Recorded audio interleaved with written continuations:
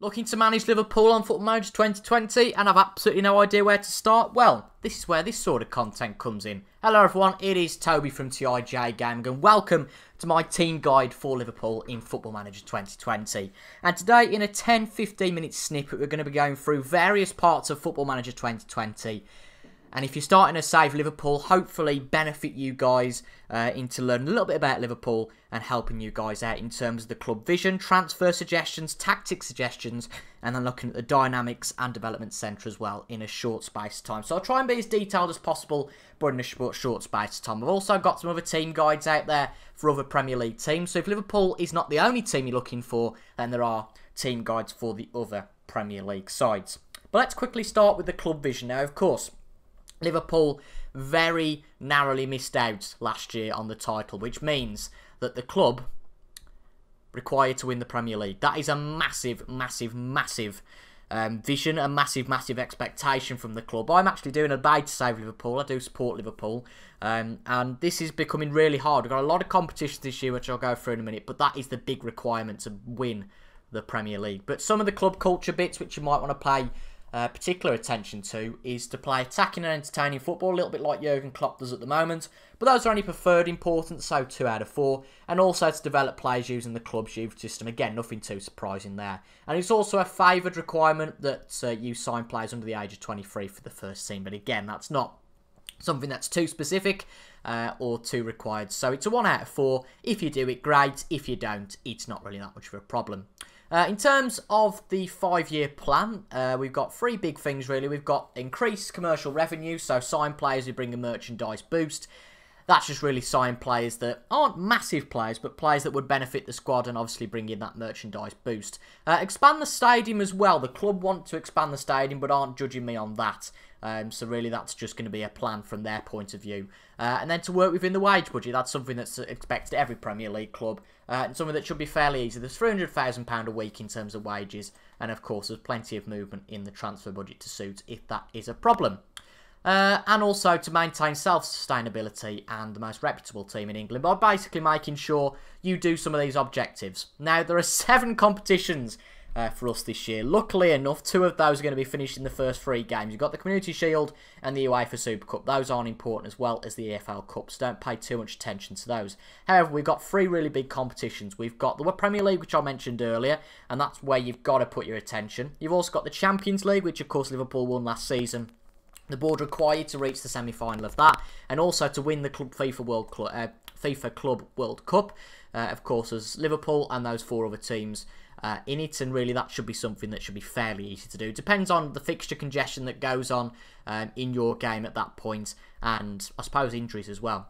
And it's also a preferred option to get to the final of the FA Cup as a minimum. But then again, it's those 2 competitions, the Premier League and the Champions League, that are a big thing. But every year from this season onwards, the club are looking for you to aim to win the Premier League. If you're not on track to do that, expect the chop. And that is pretty tricky stuff.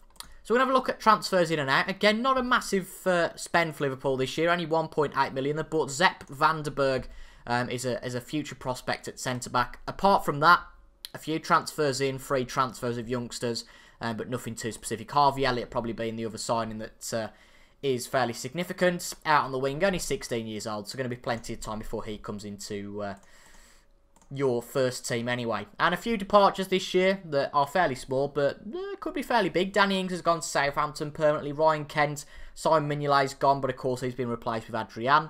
And Alberto Moreno has also gone to Villarreal on a free. Apart from that, nothing massive, really. Daniel Sturridge left the club, but that's not going to affect too much. So let's have a look at the tactic then that I would use. Now, it's pretty much a base team, Liverpool, a base 11. Apart from the fact I've put Milner in there instead of Henderson. Just a personal choice, but if you wanted to, for the sake of argument, you can put Henderson in there over James Milner. We've gone with a gegenpress tactic, that classic Christmas tree formation. Alisson in goal, of course, is going to be out for the first 7 or 8 weeks.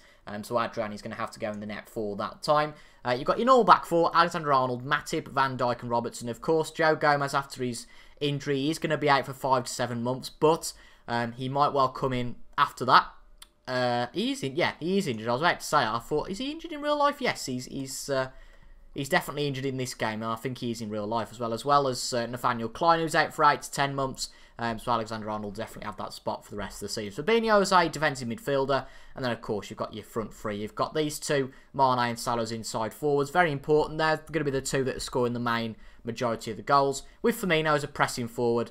Okay, that's interesting to see that get further forward is something that is going to be a problem. But that will all be sorted in... yeah, it'll all be sorted, so that's absolutely fine. Some minor issues with that, but it's a very strong tactic, and I think that would work quite nicely.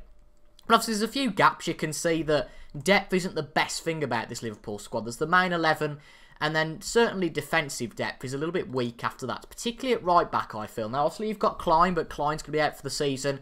Gomez is going to be out for a long while as well.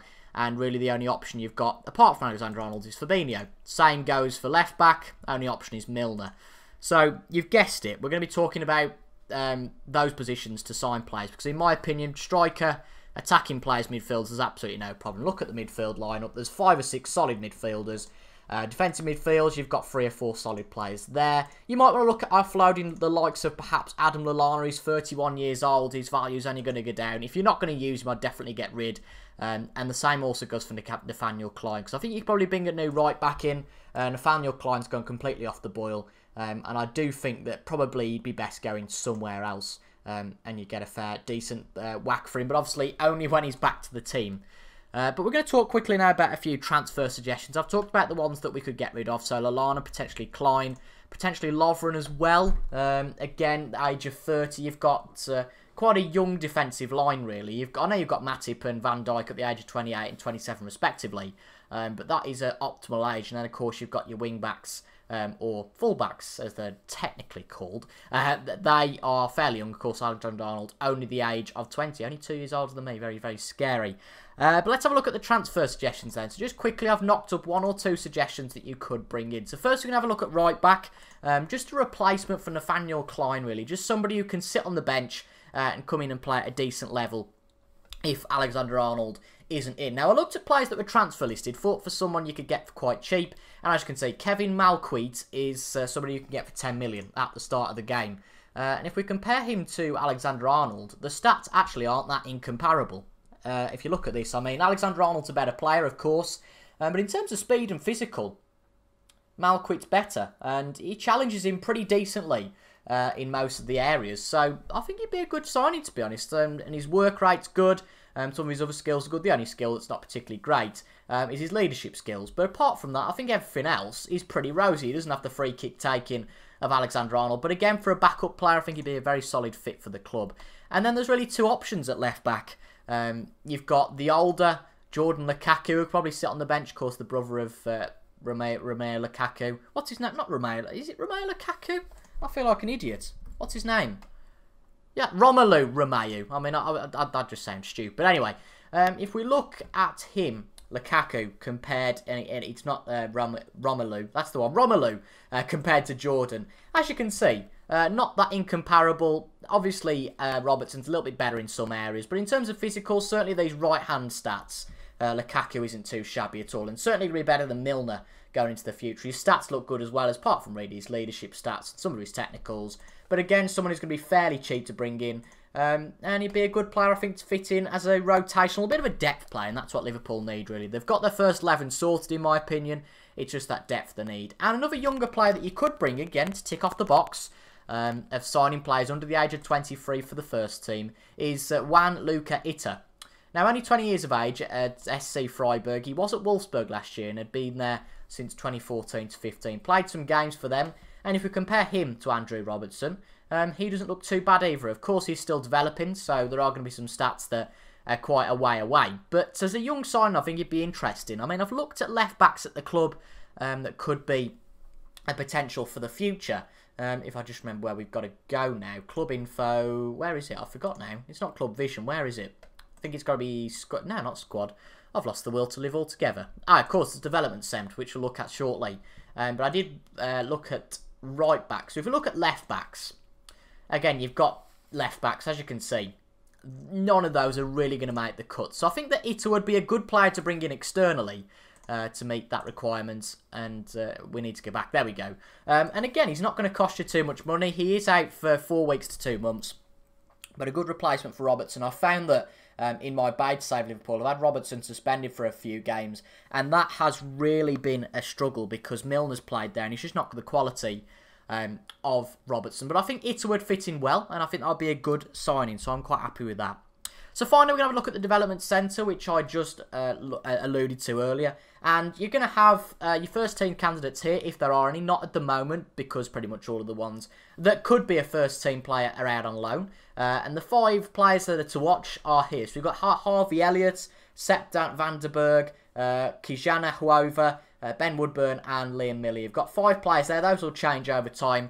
Just keep your eye on them, really. Of course, Ben Woodburn's the big one in the last few years, but I don't really think he's going to reach his potential. But I suppose it just depends how he gets on in game, really, because that's just a case of how he gets on in your save and how lucky you are. But as it says, we've got average squads in the under-23 and under-18s, and that should be pretty decently. But Liverpool, as I've said, have got a very decent squad. If we have a quick look at the dynamics as well, which I forgot to look at, we'll quickly look at those. We have got 3 team leaders. We've got the captain, the vice-captain, and Mo Salah. Of course, one of them is going to be ending their career fairly soon. That's James Milner, and he's a very solid leader. But I don't think there's much worry about that. I think Van Dijk's a clear leader on the pitch, and he's going to be at the club for a long time. But other players, the likes of Mane, Wijnaldum and Firmino, could slot into that spot. There's not really much problem I've got there, and I think that Van Dijk would make a good vice-captain. If not, maybe Mo Salah, because of his playing time. But yeah, I think that would be a decent thing. I mean, even Henderson could go, arguably, in the next few years. I'm not the biggest fan of Jordan Henderson, as you could tell with me not playing Henderson. But I think to get rid of Henderson would be a bit of a risk in terms of dynamics, because if Milner and Henderson are going out in quick succession, you're losing both of your leaders. And that would be a bit of a struggle that really Liverpool don't need. But if you do decide to do that, please let me know how it goes in the comments. I'm very, very intrigued. But I said it'd be quick. I said it'd be as detailed but as brief as possible. And hopefully you guys have got something out of that. And if you have enjoyed that team guide, make sure to leave a like down below. Comment your thoughts. Add to the discussion. If anybody else has got any comments, add to their discussion. And let's get a bit of discussion going between you guys that are starting a Liverpool save. Of course, I'll be interested as well, because I'll be doing a little bit of a Liverpool save on the channel and after that in my own time. So I'll be interested to see what you guys say, what your opinions, and what, of course, you've achieved with Liverpool in your saves. But apart from that, that is it for today's team guide. Go and check out the rest of the team guides on the channel if you're interested, and also the Liverpool bait save. And I have a feeling if you've got to this point of the video, you will be very interested in that Liverpool bait save on the channel. But until next time, folks, thank you very much for your company. Subscribe for daily FM20 content on the beta. And until the next time, folks, I will see you guys later. Goodbye for now.